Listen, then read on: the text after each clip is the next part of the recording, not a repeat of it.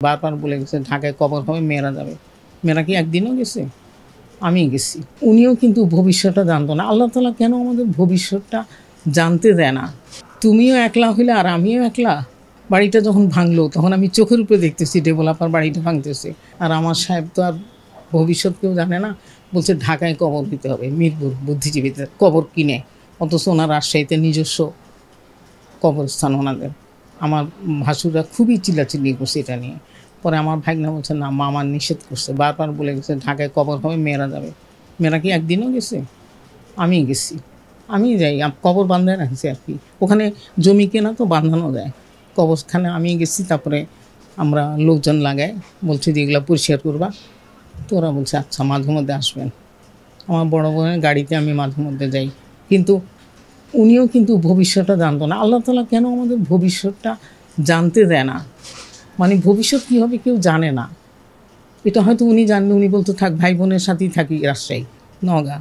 নিয়ে যেতে চাইছে বারবার। আমার ভাসুর বলছে, "এইটা কি ঢাকায় কেন হবে?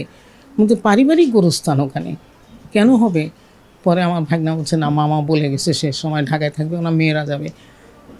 তো আমাদের দুইজনেরই আশা, মাঝে মধ্যে স্বপ্নে দেখি যে তুমিও একলা হইলে আর আমিও একলা। মানে এরকম মনে হয়, স্বপ্নে দেখি যে মানে আমিও একলা হইলাম। বাড়িটা যখন ভাঙলো তখন আমি চোখের উপরে দেখতেছি ডেভেলপার বাড়িটা ভাঙতেছে। প্রাইভেট বাড়ি একলা তো রাখা যাবে না, কারণ ছোটো জামাই বলে দিচ্ছে আমি আর আসবো না। তখন আমি করে দিলাম, ডেভেলপারে দিলাম। তখন ডেভেলপার যখন বাড়িটা ভাঙতেছে তখন আমার খালি মনে পড়তো যে আমার সাথে একটা মেয়েকে কাছে রাখো, অন্তত একজনকে কাছে রাখবা।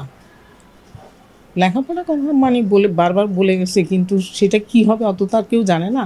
খালি বলছে একটা মেয়েকে কাছে রাখো। তো সেই হিসেবে 2 ইউনিট করছে আর কি। 2 ইউনিটের মধ্যে বাথটব বসাচ্ছে, জামাই তো বাথটব ছাড়া গোসল করবে না। আর তোমারটা খালি রাখো, তোমারটা এই সাইডে রাখো। 2টা ইউনিট করছে 3 তলায়। সেটাও ভেঙে ফেললো। ডেভেলপার বলছে যে আমাদের তো ভাঙতেই হবে, তবে আপনাকে আমি একটা হেল্প করব, আমি টাকাটা বেশি দিব আপনাকে। আমি বলছি, "না আপা, আমার আর বাঁচার কোনো ইচ্ছা নেই।" মাঝে মধ্যে আমার এরকম মনে হয় যে আমি মারা গেলে তোমরা ঠিকই আসবা।